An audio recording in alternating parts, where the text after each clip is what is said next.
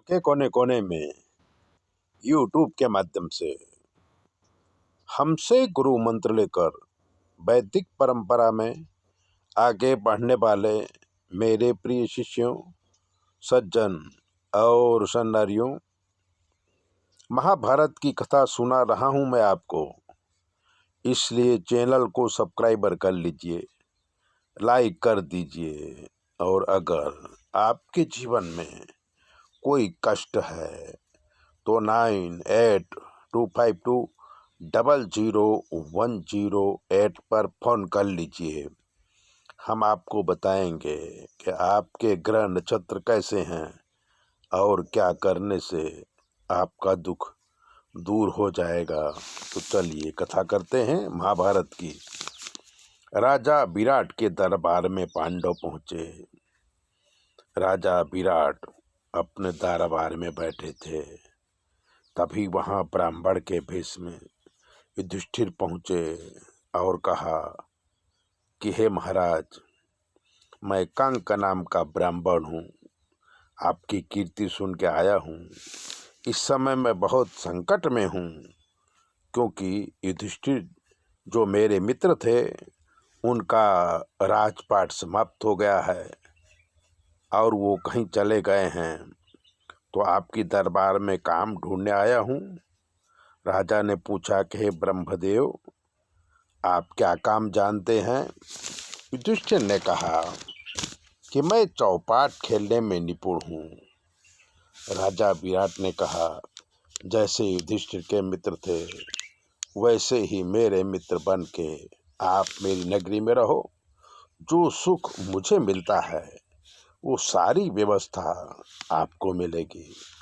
तभी वहाँ भीम हाथ में रसोई के साधन लिए हुए मदमस्त हाथी की चाल चलते हुए पधारे और राजा को प्रणाम किया। राजा ने पूछा कि हे वीर, तुम कौन हो और यहाँ किस उद्देश्य से आए हो? भीम ने कहा, महाराज, मैं पाक शास्त्री हूँ, अनेक प्रकार के व्यंजन बनाने का काम करता हूँ। पहले महाराज युधिष्ठिर के पाकशाला में काम करता था, पर वो कहीं चले गए, इसलिए आपकी दरबार में आया हूँ। विराट राज ने कहा कि हम तुम्हें अपनी पाकशाला का प्रमुख बनाते हैं। जाओ और रसोई के बारे में सब कुछ जान लो। भीम रसोईशाला में जाके रहने लगे। तब विराट राजा की रानी सुदेशना महल की अटारी पर खड़ी थी।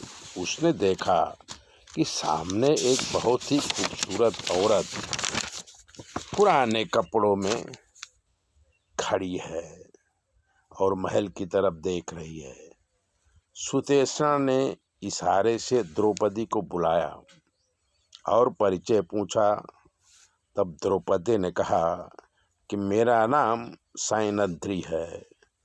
मैं द्रौपदी की दासी हुआ करती थी, पर द्रौपदी अपने पतियों के साथ कहीं चली गई हैं, तो मैं आपके पास आई हूँ। मेरी विशेषता ये है कि मैं अनेक प्रकार के लेप बनाना जानती हूँ, जो स्त्रियों की सुंदरता में चार चांद लगा देते हैं। गंजरा, बेणी और भी अनेक प्रकार के सौंदर्यवर्धक पुष्प आभूषण बना सकती हूँ। बदले में मुझे रहना, खाना और कपड़े चाहिए।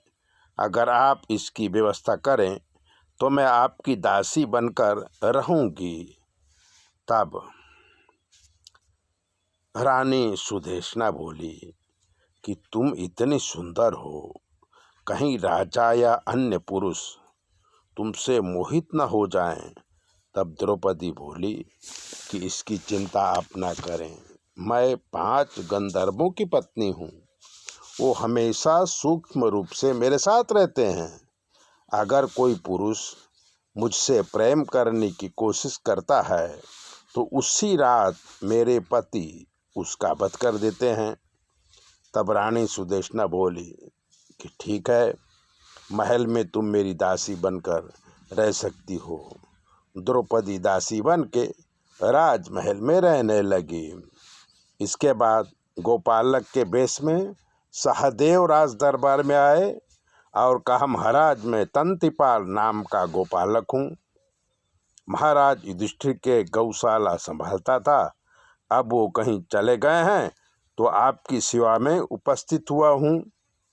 मैं गायों की सेवा और उनका संवर्धन अच्छी तरह से करने में निपुण हूँ। महाराज विराट तंतिपाल नामधारी सहदेव को अपनी गौशाला का रखेवाल बना दिया। उसके बाद अर्जुन स्त्री के रूप में आए और कहा कि महाराज मैं नपुंसक हूँ, मेरा नाम बरहंडला है, मैं स्त्रियों को नृत्य संगीत सिखाता हूँ।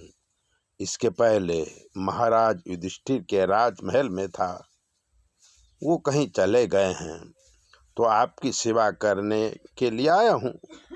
अर्जुन का तेज और शरीर की बनावट देख के राजा विराट बोले कि देखने में तुम नपुंसक नहीं लगते हो, पर हम तुम्हारी परीक्षा करके तुम्हें अपने रानीवास में रखेंगे। ऐसा कहकर विराट राज ने मंत्री को आज्ञा किया तो सुंदर वेश्याएं बुलाई गई, अर्जुन की परीक्षा ली गई तो अर्जुन सचमुच नपुंसक निकले। तब महाराज ने कन्याओं के अंतःपुर में उन्हें संगीत नृत्य का शिक्षक बना दिया और राजकुमारी उत्तरा और उनकी सखियों को नृत्य की शिक्षा देने लगे। उसके बाद नकुल आए अश्वपालक बन के और राजा के अश्वशाला में काम करने की परमिशन मांगी। राजा ने उन्हें अश्वपालक बना दिया। इस प्रकार सभी पांडव राजा विराट के यहाँ गुप्त रूप से रहने लगे। ऐसी है महाभारत की कथा। ऐसी कथा सुनने के लिए चैनल को सब्सक्राइबर कर लीजिए, लाइक कर दीजिए। और अगर कुछ ज्योतिष पूछना है तो 9825200108 पर फ़ोन करके आप ज्योतिष का कोई भी प्रश्न पूछ सकते हैं। चैनल सब्सक्राइबर जरूर करें।